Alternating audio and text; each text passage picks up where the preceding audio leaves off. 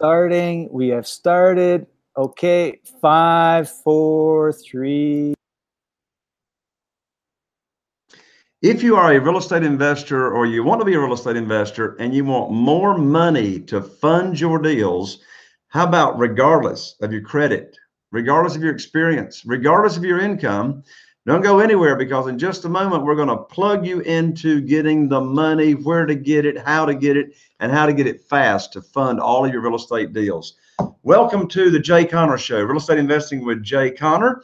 And I'm excited to have my co-host here again with me, Chaffee Wynn, from Chicago, but not from Chicago today. Hello, Chaffee.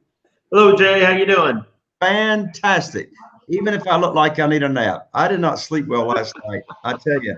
And I promise you, it wasn't the real estate investing business that kept me up. I don't know what it was. Maybe it was that real late night Cheeto snack that maybe I had too much of. I'm not sure. But anyway, if you're new to, oh, by the way, Chaffee, you're not in Chicago. You're home. Where are you at? What are you doing? What's going on? I am in beautiful, sunny Bellingham, Washington, which is about an hour north of Seattle, here for hanging out with family. Actually came here for a wedding and came a few days early and hanging out a few days late. So having a good time. Awesome. Well, it's real estate investing that allows us to do that, right? Hey, you know, Seattle's a great market. And if you don't think I'm checking out properties here, you're on the wrong show. I tell you, Carol, Joy, and I, we love Seattle. We're out there at least once a year, sometimes twice a year, training and motivating other real estate investors. But we always love going down there to, you know, in the water. What's that place called? Is it Pike's Place? Where they throw Pike's Market. Yep. Pike's Market. Love it down there. Anyway, folks, if you're brand new to the show, we talk about all things real estate investing. Particularly how to find deals before other real estate investors find them. I mentioned just a moment ago, we're going to plug you in just a moment to funding your deals and how to find the money, how to get it quickly, and how to automate your business, how to sell houses fast, etc. You know, I've been in the business for 15 years, flipping, you know, selling on rent to own single family houses.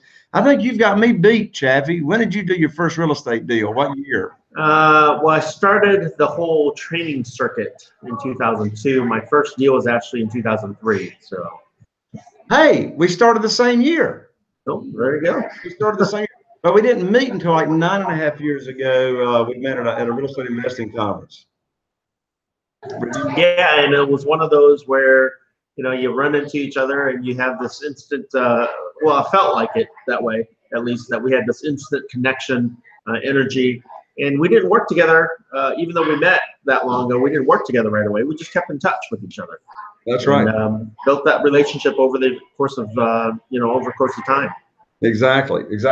So on today's show, I think we talked about, we're going to talk about a recent, in fact, very recent real estate deal that I did, how I found it, the numbers, and some lessons learned out of this particular deal. But before we get to that, Chaffee, I mentioned just a moment ago that we're going to give people access, in fact, free access to getting funding for their deals and learning how to do the business from start to finish. And so, hey, I'm going to turn it over to you, Chaffee. Tell them what we got coming up right around the corner. I mean, it's like days away, July 30th, July 31st, and August 1st, 2018. Tell them about it, Chaffee. Well, as you kind of mentioned, it's 3 days. And it's a 3-day boot camp where you're going to show people how to get the money. You're going to show them how to find the deal. You're going to show them how to fix it up and then turn around and sell it in 72 hours or less. So you as you say, teach them the 4 pillars of real estate: how to find the money, how to fix it, how to get the money for it, and how to sell it. So from beginning to end, and also the whole automation piece. How do you automate the entire business? I think on the 3rd day, that's all you talk about is automation. How I can be here in Seattle doing my business, how you can be traveling across the country 20, 30 times a week and still be doing your business. So not only just how to get the money, because you are the private money authority, how to get the money, as well as how to do the entire real estate business from beginning to end, and how to automate it so that you can really enjoy your life and really do what you want. Exactly. So this event is valued at $3,000, to be exact, $2,997. And the podcast viewers and listeners, you get to come for free to this event. There's a measly, I think the registration fee is $97. But anyway, go on over, and we'll put it right here on the screen if you're watching on the video on YouTube or what have you. Go on over right after the show to jayconner.com/,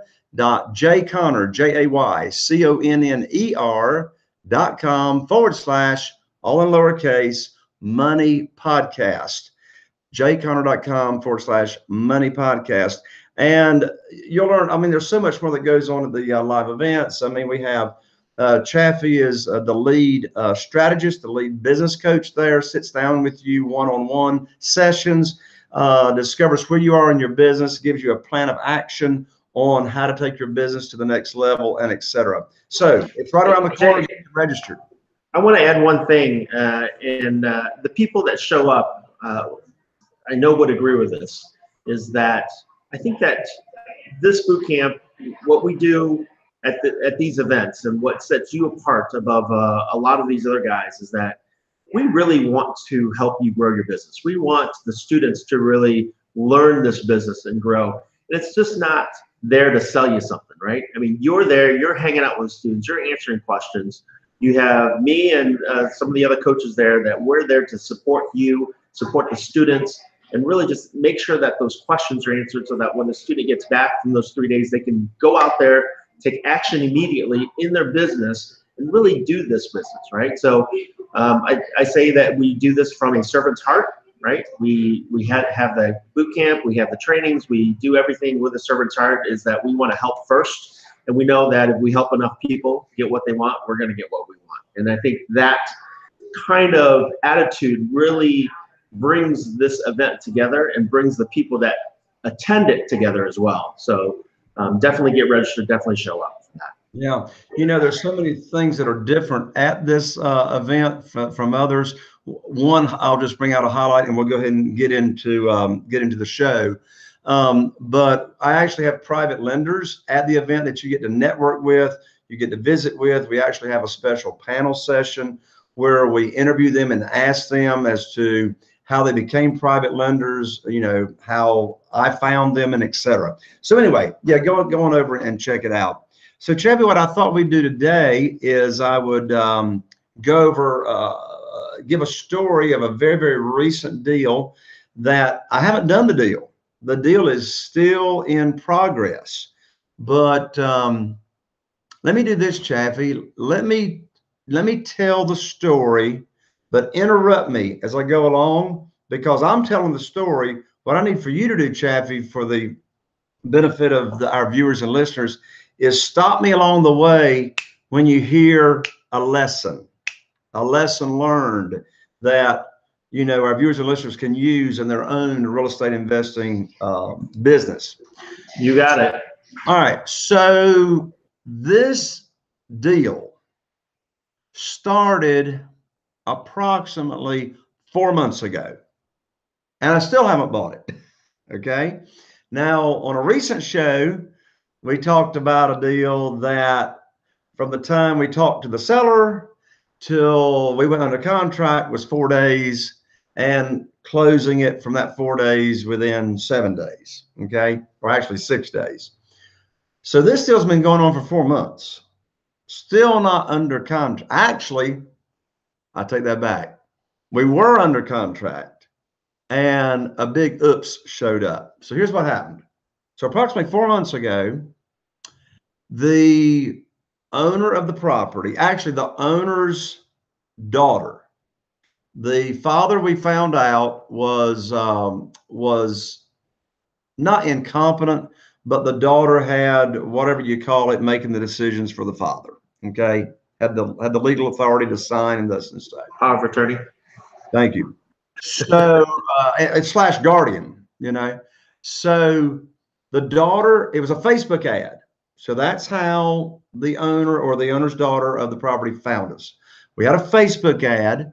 And when I do Facebook ads, I really only have two filters that we use. I only, the criteria is the zip codes that we invest in and 35 years or older. Of course, we get that from the profiles, the people's profiles. So they clicked on a Facebook ad, which took them to my website. And of course, I got two different websites, one for buyers, one for sellers. Okay. They go to the website and they fill out the, we have like a little short form, you know, information about the property and et cetera. Well, that's immediately sent to my acquisitionist. All right. And tell them what an acquisitionist is, if in case they missed the recent show. Yeah. So again, the acquisitionist is a person on your staff or somebody that you hired that fields all the initial incoming calls, gathers all the information about the property, gathers the financial information, just asks some basic questions, and really starts to build that rapport with that seller or the motivated buyer or seller. Right. So my acquisitionist then reaches back out to the daughter, the father's daughter. This house is located over on Colonial Street. Okay. And so, oh, let me tell this, Chabby. So my acquisitionist does not just, well, first of all, how my acquisitionist communicates with the seller is first what she does is she responds in like kind initially as to how the seller contacted us. If they called, she calls back. If they sent an email, she emails back. If they sent a text, she texts back. So we first contact them back in like kind, but then but the goal, of course, is to get that seller on the phone, actually having a conversation, right?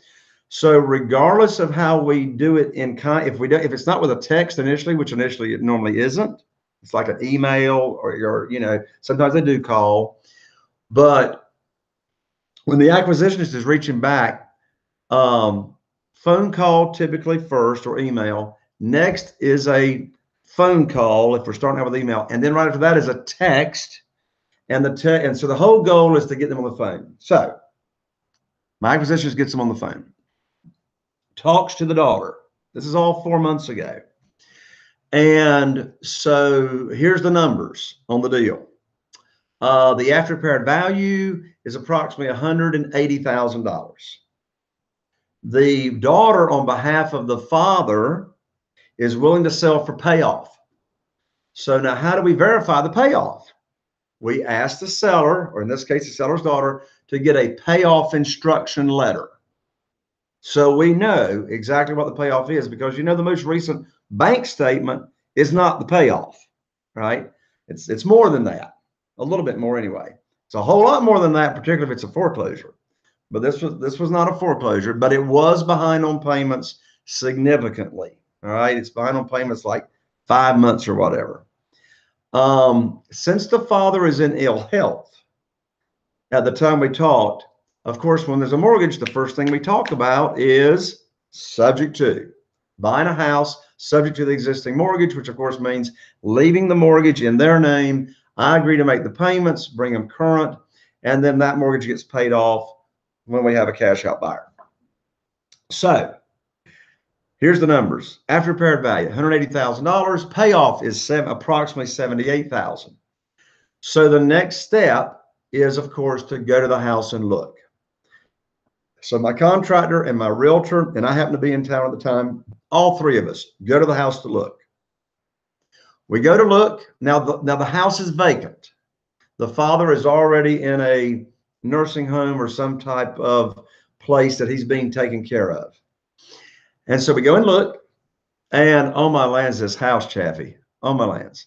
So the living room has been converted into a pseudo bedroom by having a shower installed, because all the bedrooms are upstairs and the father could not go up the stairs. So they put a shower in the living room and a bed in the living room. The mobile toilet is in the other den of the house. So this house is going to need about $30,000 in repairs. So those numbers work. after repair value 180, buy it for 78, put 30 in it. I got 110, even call it 120 if you got Murphy shows up. Of course, Murphy's in every house, right? Jay, so you had mentioned subject to, and this deal would also work with private money. So, and that's how. Yeah, I'm sorry, I didn't finish that piece of the story. Right.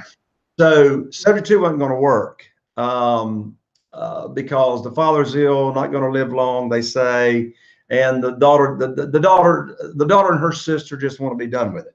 Okay, so I'm going to fund it with private money. So the numbers work, and we go under contract. This is all like, as I said, 4 months ago. So we go under contract. So what's the next step? Send the offer of purchase. So Jay, I'm going to interrupt again and let the viewers know that this so far has been 4 months since you've been working on this deal. It didn't take you 4 months to analyze the deal, right? Oh no, exactly. Thank you. We analyzed the deal like immediately once I saw exactly what the repairs were going to be. Okay, so right. So for the new students out there, you want to get the information and you want to make a decision quickly, like Jay did, and get it under contract instead of spending 2, 3, 4 weeks analyzing a deal and letting somebody else come in and steal the deal from you. So yeah.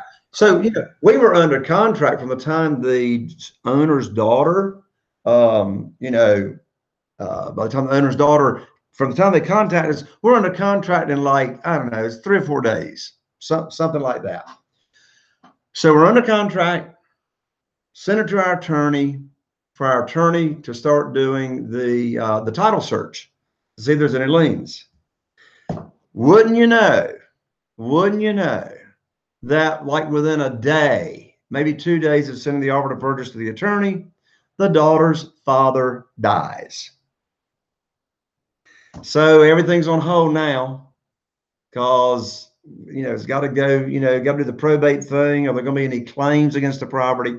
So my attorney, within like a week after that, contacts the attorney that's handling the estate. Okay. Long story short, it takes like a month, at least a month, maybe more than that.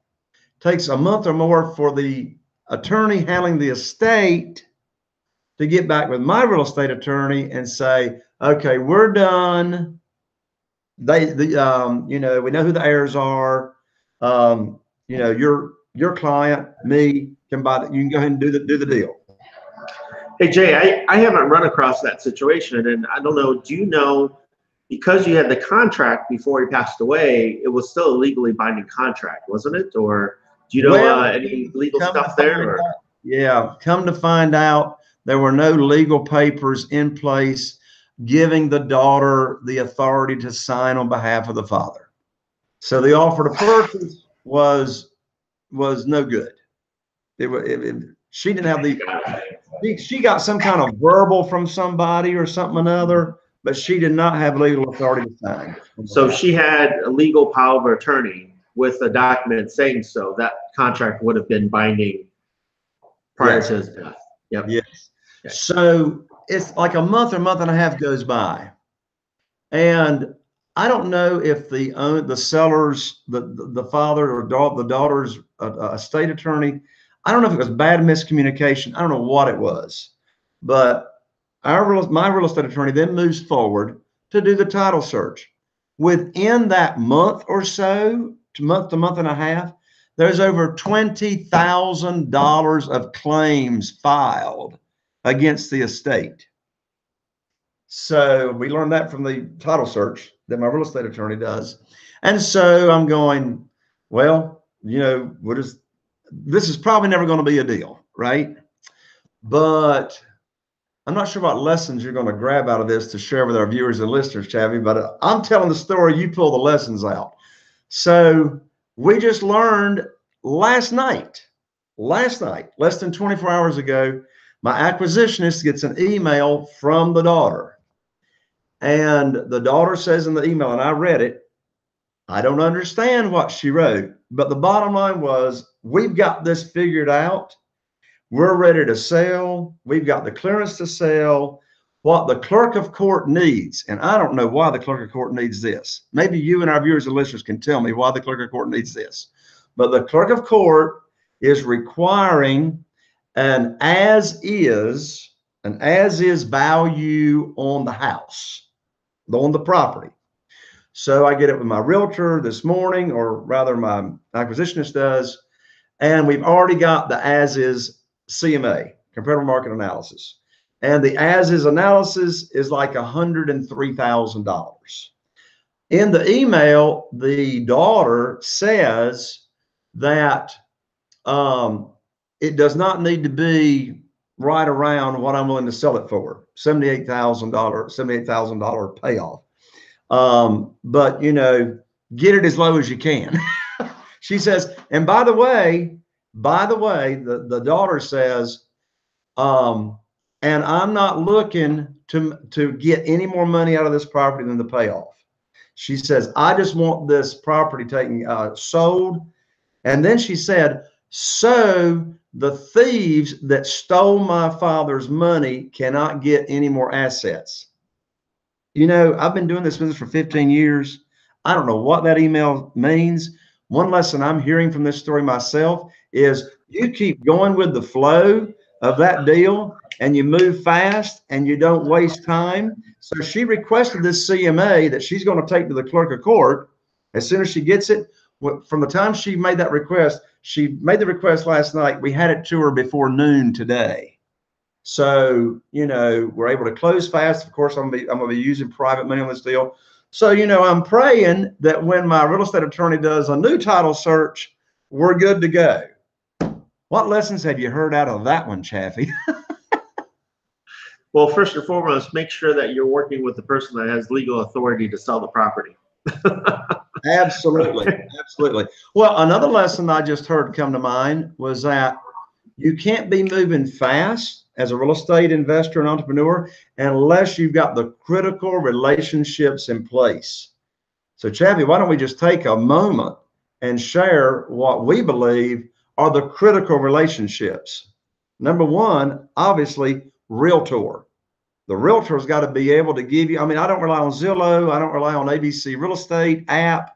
I mean, there can be a sale in that neighborhood in the past, yesterday, 2 days ago, 7 days ago, that can affect the value of a house in this area, $20,000. You know, the farmhouse from last year, Chaffee, that the after repair value was $175. When we started doing the house, it was $155. But it was a major rehab at $80,000. By the time we finished the rehab, a comp brought the value up 20 grand. So relationships, the realtor, got to have it in place. Obviously, real estate attorney, you know, to move fast. If you're going to be rehabbing houses, you got to have your contractor relationship, you know, and you don't, hey, look, and you don't go try to establish a relationship with your contractor after you've bought a house, right? If you're going to rehab, you need that up front. What other relationships come to mind, Chaffee? Jay, you got to have your private money in place, right?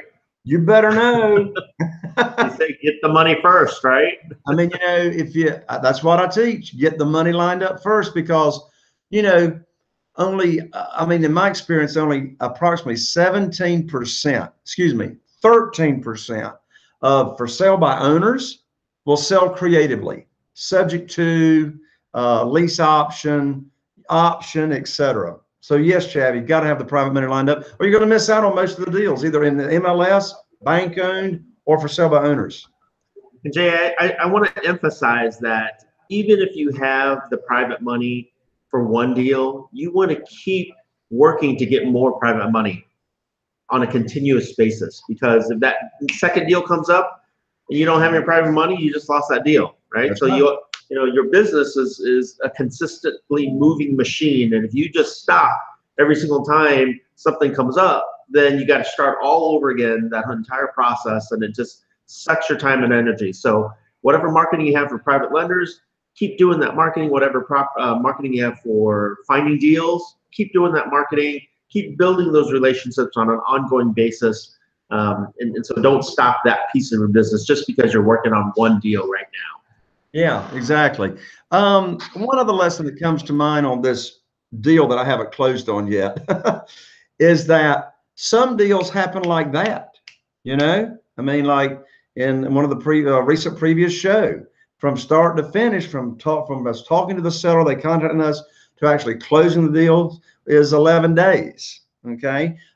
This deal's been 4 months and it's not closed yet. So as you just said, as relates to having consistent marketing for private lenders, we've got to have the consistent marketing all the time for seeking and searching and locating motivated sellers.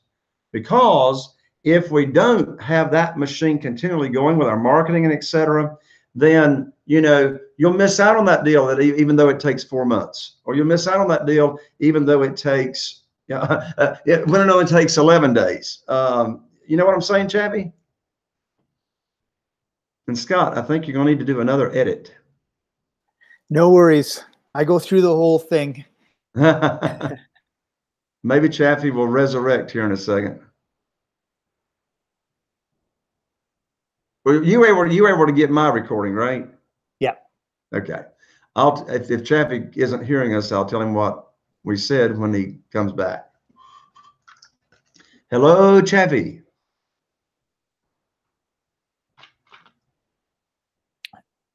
I was going to ask you if you could give me the URLs that you have for finding sellers and finding buyers. No, you said you have 2 different ones, right? Correct. Correct. Yeah. For locating motivated sellers, it's J, all spelled out. Oh, are you back, Chaffee? Oh, Chaffee, your Muted. Your microphone's off.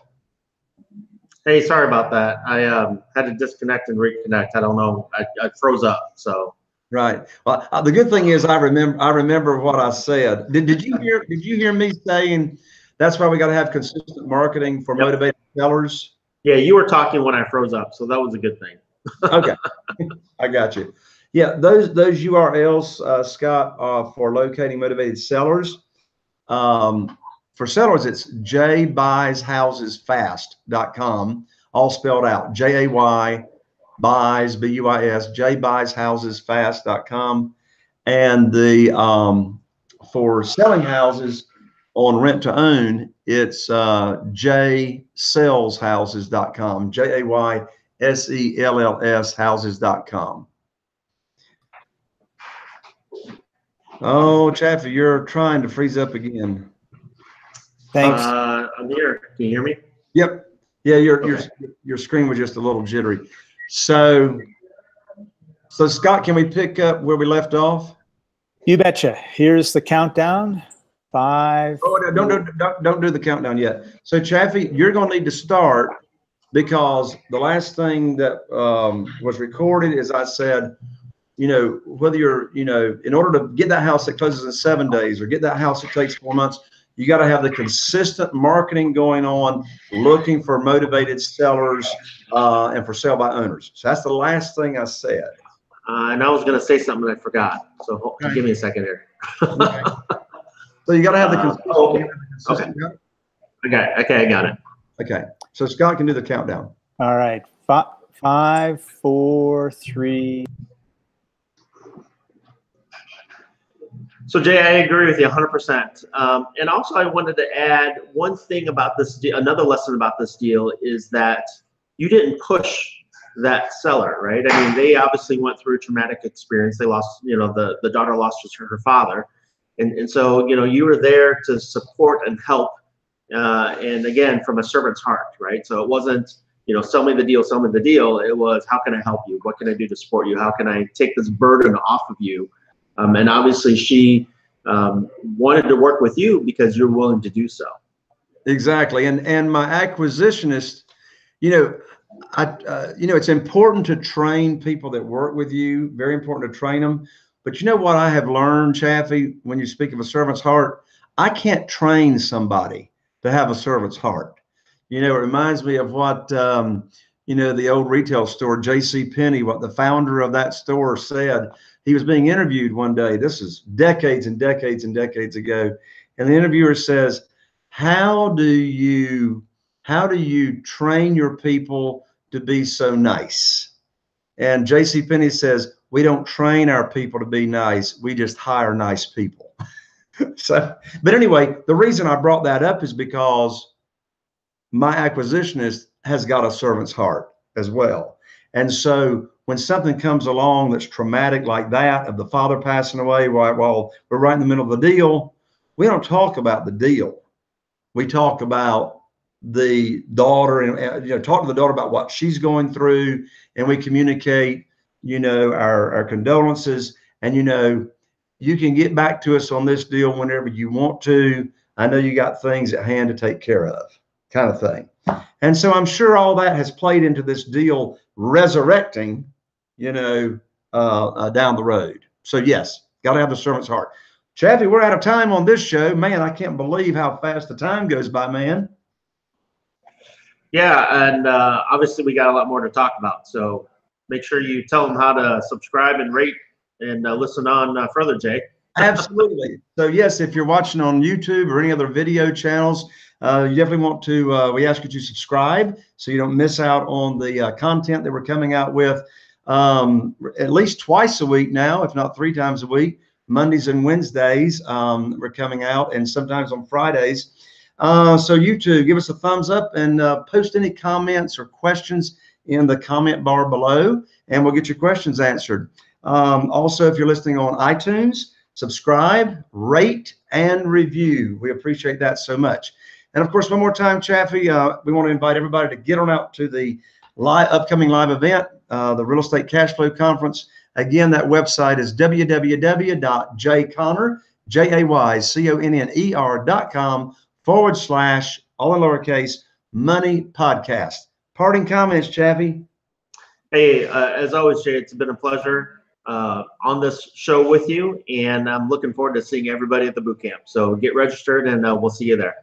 All right. Thanks, Chaffee, and we'll see you like the end of next week, because we're getting together for the mastermind. We're having our mastermind meeting with our mastermind members the end of next week, and then that leads right into the live event.